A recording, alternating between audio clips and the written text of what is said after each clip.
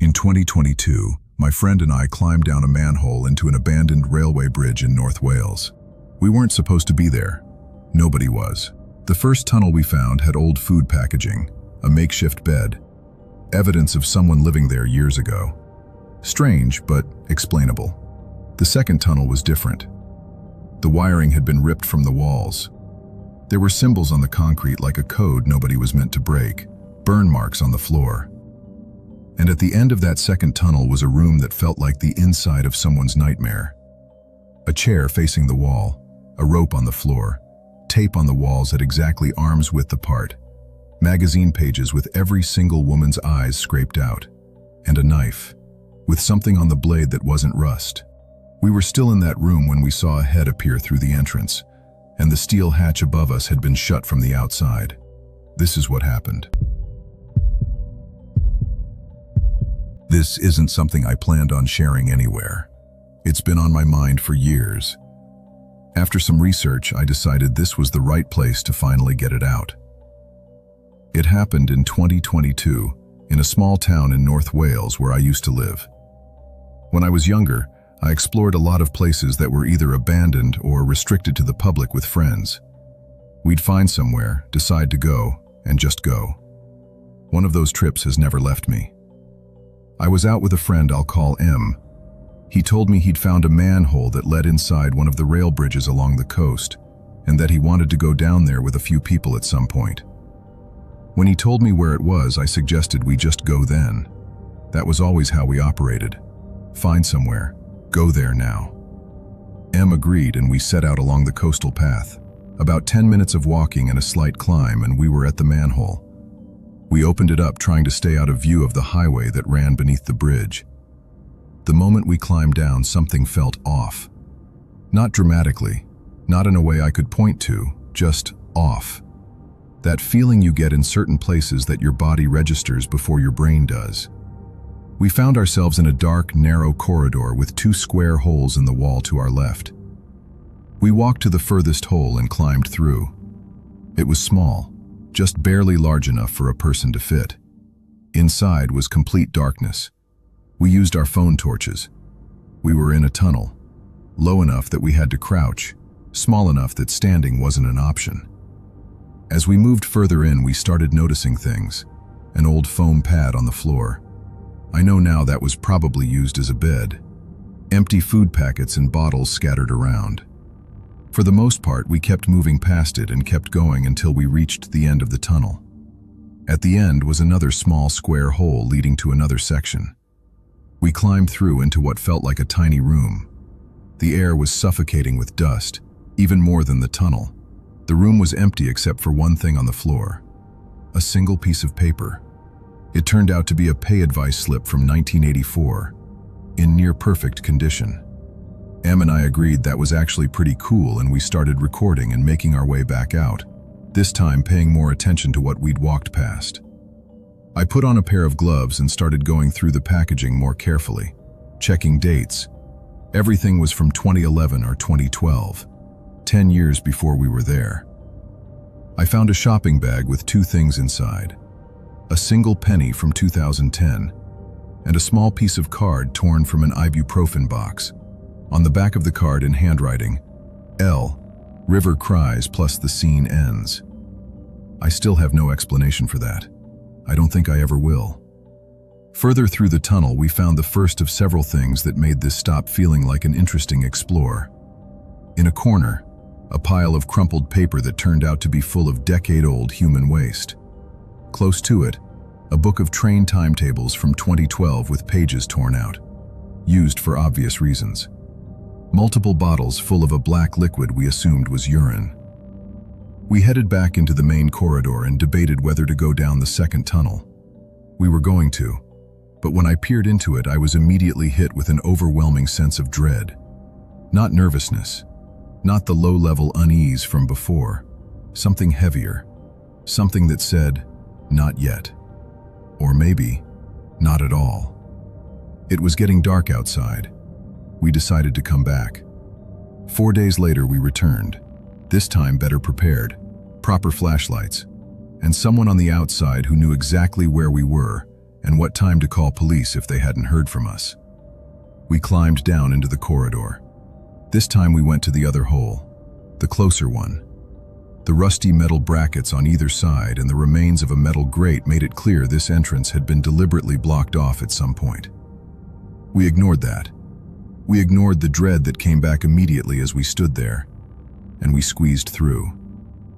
It was different immediately. No litter, no food packaging, no bottles.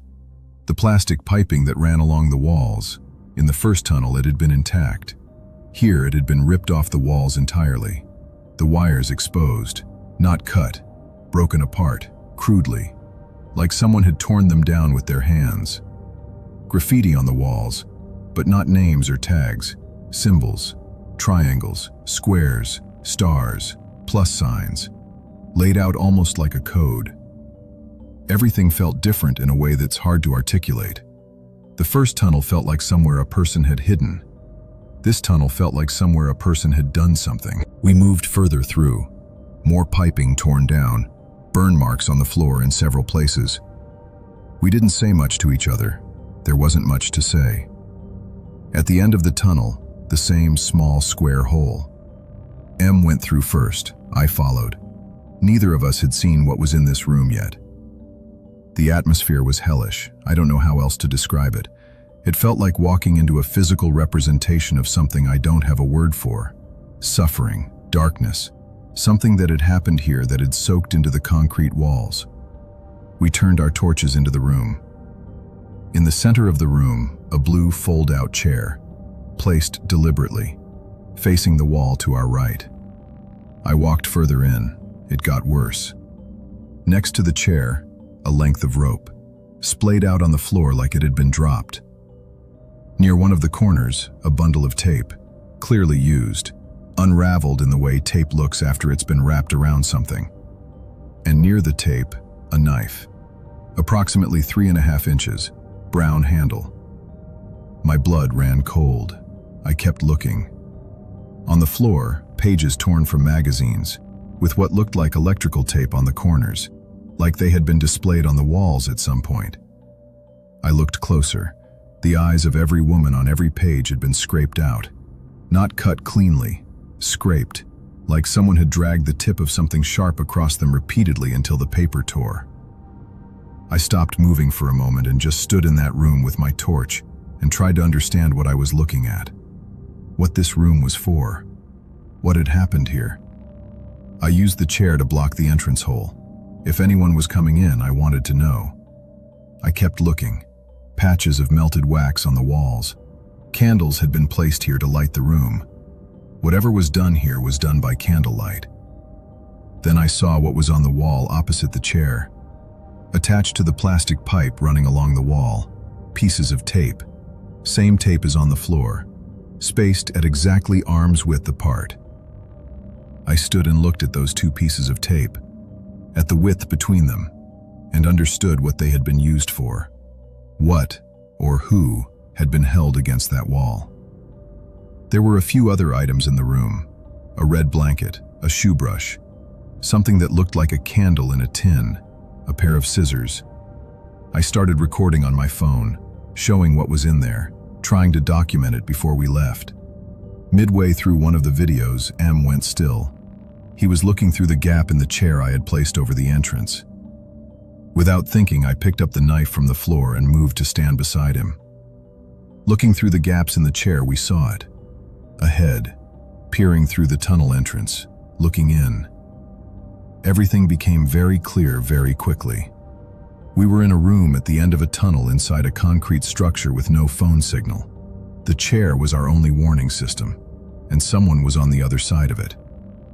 I turned my phone torch toward the entrance, trying to get it on video. The moment the light went down the tunnel, the figure ducked out of view. The silence that followed was the loudest silence I have ever sat inside. After a few minutes, I shouted down the tunnel, asked if it was the police. Silence. We sat in that room for about an hour, staring through the metal frame of the chair, searching for movement in the darkness at the end of the tunnel. Every minute that passed made everything more real. We both understood with complete clarity what the situation was. what this room was for, what had happened here, and that someone who knew about this place was now between us and the way out. Then I looked at the knife again, really looked at it. I wanted to know if it could hold up if it needed to. Where the plastic handle met the blade, there was residue, browns and pinks mixed together at the base, in the slight serrations. I had spent time around some bad people years ago. I knew immediately what I was looking at. It wasn't rust. The blade was stamped stainless steel. It didn't rust. It was dried blood and fleshy tissue. Around the base of the blade, in the serrations, used, cleaned imperfectly, and left here. I showed M. We started moving immediately. There was no discussion. We both understood. If we stayed, we were definitely done. If the person came back, we had one used knife between us. If a passing train reported the open hatch, we would be locked in. Or both. The only option was out. M pulled the chair from the hole. I climbed through first. My heart was doing something I'd never felt before. Not fast exactly, just enormous. Like it had taken up too much space in my chest. The dust was more suffocating than ever. Once I was through, M followed. I led us back through the tunnel. Knife in my right hand, torch in my left. Checking every corner, every shadow, every dip in the tunnel architecture. After what felt like much longer than it was, we made it back to the tunnel entrance. I peered carefully through the hole we had come in from. Nobody visible. I climbed through. Helped M through after me. Threw the knife as far down the tunnel as I could and didn't watch where it landed. We moved to the ladder. I looked up. The heavy steel hatch was shut. Someone had closed it from the outside while we were in there. We were sealed in. No signal. A closed hatch above us. And somewhere in the darkness behind us, or possibly still between us and the hatch, a person who knew what was in that room and had come back to it. M was ready to call 999. We agreed to hold off until we knew for certain we couldn't move it. I climbed the ladder, put my back against the steel plate, pushed. It didn't move. I pushed harder. After what felt like far too long, it began to lift. I kept going, pressing more of myself against it with every rung, until it fell open.